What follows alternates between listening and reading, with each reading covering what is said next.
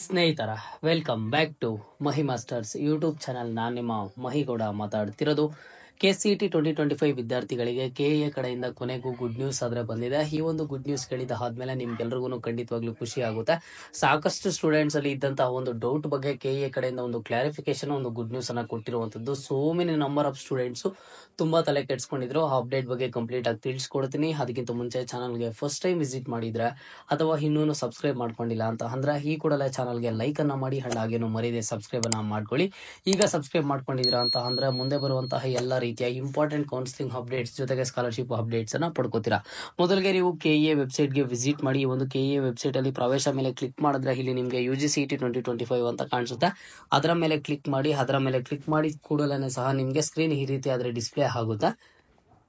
ಇಲ್ಲಿ ನೀವು ಅಬ್ಸರ್ವ್ ಮಾಡಬಹುದು. ಇಲ್ಲಿ ನೋಡಿ UGCET 2025 ದ್ವಿತೀಯ PUC CBSE 10+2 ಅಂಕಗಳು ಮತ್ತು ನಾಟಾ ಅಂಕಗಳನ್ನು ನಮೂದಿಸಲು ಪ್ರಕಟಣೆ ಅಂತ ಇದೆ. ಜಸ್ಟ್ ಅದರ ಮೇಲೆ ಕ್ಲಿಕ್ ಮಾಡಿದ ತಕ್ಷಣ ನಿಮಗೆ ಇವತ್ತು ಒಂದು ನೋಟಿಫಿಕೇಶನ್ ಆದ್ರೆ ರಿಲೀಸ್ ಮಾಡಿರುವಂತದ್ದು.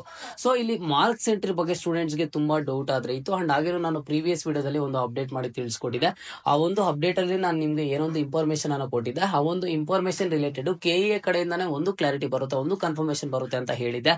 ಸೊ ಅದೇ ತರಾನೇ ನಾನು ಹೇಳಿದಂತಹ ಇನ್ಫಾರ್ಮೇಶನ್ ಪ್ರಕಾರನೇ ಸೇಮ್ KA ಕಡೆಯಿಂದಾನೇ ಒಂದು ಅಪ್ಡೇಟ್ ಆದ್ರೆ ಬಂದಿರುವಂತದ್ದು. ನೀವು ಇಲ್ಲಿ ಅಬ್ಸರ್ವ್ ಮಾಡಬಹುದು. ನೋಡಿ, ಮಾರ್ಕ್ಸ್ ಎಂಟ್ರಿ ಮಾಡೋದಕ್ಕೆ ಏನೊಂದು ಅವಕಾಶವನ್ನ ಕೊಟ್ಟಿದ್ದಾರೆ. ಈ ಒಂದು ಮಾರ್ಕ್ಸ್ ಎಂಟ್ರಿಯನ್ನ ಯಾರಾದ್ರೂ ಸ್ಟೂಡೆಂಟ್ಸ್ ಬೇರೆ ಸ್ಟೇಟ್ ಅಲ್ಲಿ ಒಂದು PUC ಅನ್ನ ಸ್ಟಡಿ ಮಾಡಿರ್ತಾರೆ ಅಂತಹ ಸ್ಟೂಡೆಂಟ್ಸ್ ಮಾತ್ರ ಮಾರ್ಕ್ಸ್ ಎಂಟ್ರಿಯನ್ನ ಮಾಡಬೇಕು.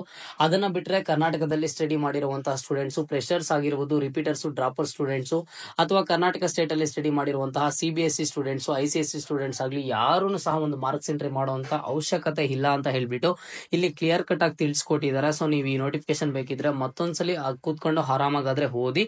ಅದರಲ್ಲಿ ಇದೇ ಇನ್ಫಾರ್ಮೇಶನ್ ಕೊಟ್ಟಿರುವಂತದ್ದು. ಕೇವಲ ಔಟ್ ಆಫ್ ಸ್ಟೇಟ್ ಸ್ಟೂಡೆಂಟ್ಸ್ ಯಾರಿದ್ದಾರೆ, PU ಯಾರಾದ್ರೂ ಔಟ್ ಆಫ್ ಸ್ಟೇಟ್ ಅಲ್ಲಿ ಸ್ಟಡಿ ಮಾಡಿರ್ತಾರೆ ಇಂತಹ ಸ್ಟೂಡೆಂಟ್ಸ್ ಮಾರ್ಕ್ಸ್ ಎಂಟ್ರಿಯನ್ನ ಮಾಡಬೇಕು. ಕರ್ನಾಟಕದಲ್ಲಿ ಸ್ಟಡಿ ಮಾಡಿರುವಂತಹ ಸ್ಟೂಡೆಂಟ್ಸ್, ನೀವು ರಿಪೀಟರ್ಸ್ ಆಗ್ಲಿ, ಫ್ರೆಶರ್ಸ್ ಆಗ್ಲಿ ಅಥವಾ ನೀವು ಯಾವುದೇ ಬೋರ್ಡ್ ಅವ್ರು ಆಗಿರಿ ಅಂದ್ರೆ CBSE ಬೋರ್ಡ್, ICSE ಬೋರ್ಡ್ ಅವ್ರು ಯಾರೇ ಆಗಿರಿ, ನೀವು ಮಾರ್ಕ್ಸ್ ಎಂಟ್ರಿ ಮಾಡುವಂತ ಅವಶ್ಯಕತೆ ಇಲ್ಲ.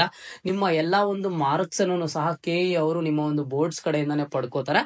ಬಟ್ ನೀವು ಏನೊಂದು ಮಿಸ್ಟೇಕ್ ಅನ್ನ ಮಾಡಿರಬಾರ್ದು ಅಂತ ಅಂದ್ರೆ ನಿಮ್ಮ ಒಂದು ಅಪ್ಲಿಕೇಶನ್ ಹಾಕೋ ಟೈಮ್ ಅಲ್ಲಿ ಸೆಕೆಂಡ್ PUC ರಿಜಿಸ್ಟರ್ ನಂಬರ್ ಅನ್ನ ಕೇಳಿರ್ತಾರೆ. KCET ಅಪ್ಲಿಕೇಶನ್ ಹಾಕೋ ಟೈಮ್ ಅಲ್ಲಿ ಅಲ್ಲಿ ಸೆಕೆಂಡ್ PUC ರಿಜಿಸ್ಟರ್ ನಂಬರ್ ಅನ್ನ ನೀವು ಕರೆಕ್ಟ್ ಆಗಾದ್ರೆ ಕೊಟ್ಟಿರ್ಬೇಕು. ಓಕೆನಾ? So maximum number of students ಎಲ್ಲರೂ ಕರೆಕ್ಟ್ ಆಗಿ ಕೊಟ್ಟಿದ್ದೀರಾ ಅಂತ ನಾನು ಅನ್ಕೊಂಡಿದ್ದೀನಿ, ಯಾರು ಮಿಸ್ಟೇಕ್ ಮಾಡಿಲ್ಲ ಅಂತ ಹೇಳ್ಬಿಟ್ಟು. ಸೊ ಅದನ್ನು ಸಹ ಇಲ್ಲಿ ಕ್ಲಿಯರ್ ಆಗಿ ಮೆನ್ಷನ್ ಮಾಡಿದರೆ ನೀವು ನೋಡ್ಕೊಳ್ಳಿ. 10+2 ಪರೀಕ್ಷೆಗಳನ್ನು ತೇರ್ಗಡೆ ಆಗಿರುವ ಅಭ್ಯರ್ಥಿಗಳು ಅಂಕಗಳನ್ನು ಲಿಂಕ್ ನಲ್ಲಿ ನಮೂದಿಸುವ ಅವಶ್ಯಕತೆ ಇರುವುದಿಲ್ಲ. ಆದರೆ ಪರೀಕ್ಷೆಯ ನೋಂದಣಿ ಸಂಖ್ಯೆ, ರೋಲ್ ನಂಬರ್ ಅನ್ನು ತಪ್ಪಿಲ್ಲದೆ ಸರಿಯಾಗಿ CET 2025 ಅರ್ಜಿಯಲ್ಲಿ ನಮೂದಿಸಿರುವುದು ಕಡ್ಡಾಯವಾಗಿದೆ ಅಂತ ಹೇಳ್ಬಿಟ್ಟು ಇಲ್ಲಿ ಕ್ಲಿಯರ್ ಆಗಿ ತಿಳಿಸ್ಕೊಟ್ಟಿದ್ದಾರೆ. ನಿಮ್ಮ ಒಂದು ರಿಜಿಸ್ಟರ್ ನಂಬರ್ ಅನ್ನ KCET ಅಪ್ಲಿಕೇಶನ್ ಹಾಕೋ ಟೈಮ್ ಅಲ್ಲಿ ನೀವು ಎಂಟ್ರಿ ಮಾಡಿರ್ತೀರಾ, ನಿಮ್ಮ ಒಂದು ರಿಜಿಸ್ಟರ್ ನಂಬರ್ ಅನ್ನ ಕೊಟ್ಟಿರ್ತೀರಲ್ವಾ, ಆ ಒಂದು ಡೀಟೇಲ್ಸ್ ಇಂದ CBSE ಬೋರ್ಡ್ ಕಡೆಯಿಂದ, ICSE ಬೋರ್ಡ್ ಕಡೆಯಿಂದ, ಸ್ಟೇಟ್ ಬೋರ್ಡ್ ಕಡೆಯಿಂದ KA ಅವರು ಡೈರೆಕ್ಟ್ ಆಗಿ ಆ ಒಂದು ಡೇಟಾ ಅನ್ನ ತಗೋತಾರೆ. ಡೇಟಾ ಅನ್ನ ತಗೊಂಡು 50% ಆಫ್ ದ ಥಿಯರಿ ಮಾರ್ಕ್ಸ್ ಅನ್ನ ಕನ್ಸಿಡರ್ ಮಾಡ್ತಾರೆ.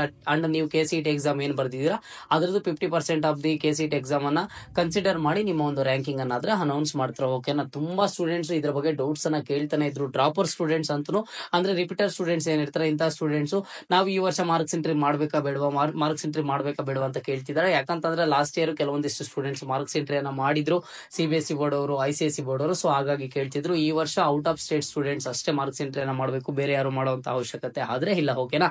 ಈ ಗುಡ್ ನ್ಯೂಸ್ ನಿಮ್ಗೆಲ್ಲ ಯೂಸ್ ಆಯ್ತು ಅಂತ ನಾನು ಅನ್ಕೊಂಡಿದೀನಿ. ನಿಮ್ಮೆಲ್ಲ ಒಂದು ಫ್ರೆಂಡ್ಸ್ಗೂ ಸಹ ಶೇರ್ ಮಾಡಿ. ಜೊತೆಗೆ KCET 2025 ಕೌನ್ಸಿಲಿಂಗ್ ಕುರಿತು ನಿಮ್ಗೆ ಏನೇ ಡೌಟ್ ಇಲ್ಲಿ ಕಾಮೆಂಟ್ ಬಾಕ್ಸ್ ಅಲ್ಲಿ ಕಾಮೆಂಟ್ ಅನ್ನ ಮಾಡಿ. ನಾನು ಪ್ರತಿ ಕಾಮೆಂಟ್ಸ್ ಸಹ ಓದ್ತೀನಿ, ಜೊತೆಗೆ ಸಪರೇಟ್ ವಿಡಿಯೋ ಮಾಡಿ ನಿಮ್ಗೆ ಅಪ್ಡೇಟ್ ಮಾಡಿ ತಿಳಿಸ್ಕೊಡ್ತಾ ಇದ್ದೀನಿ.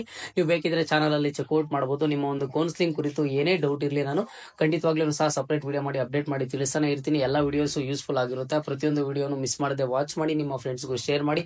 ಪರ್ಸನಲ್ ಆಗಿ ಕಾಂಟ್ಯಾಕ್ಟ್ ಮಾಡಬೇಕು, ಪರ್ಸನಲ್ ಆಗಿ KCET ರಿಲೇಟೆಡ್ ಡೌಟ್ ಏನಾದ್ರು ಇದ್ರೆ ಇನ್ಸ್ಟಾಗ್ರಾಮ್ ಲಿಂಕ್ ಅನ್ನ ಕಮೆಂಟ್ ಬಾಕ್ಸ್ ಅಲ್ಲಿ ಕೊಟ್ಟಿರ್ತೀನಿ. ಫಾಲೋ ಮಾಡಿ, ಮೆಸೇಜ್ ಮಾಡಿ, ನಿಮ್ಮ ಒಂದು ಡೌಟ್ ನ ಕ್ಲಾರಿಫೈ ಮಾಡ್ಕೊಳ್ಳಿ. ಇದು ಇವತ್ತಿನ ಮಾಹಿತಿ ಆಗಿತ್ತು. ಇದೇ ರೀತಿಯ ಎಲ್ಲ ಹೆಚ್ಚಿನ ಅಪ್ಡೇಟ್ಸ್ ಜೊತೆಗೆ ಮುಂದೆ ಸಿಗ್ತಾ ಇರೋಣ. ಅಲ್ಲಿಯ ತನಕ take care and keep watching Mahi masters for more updates.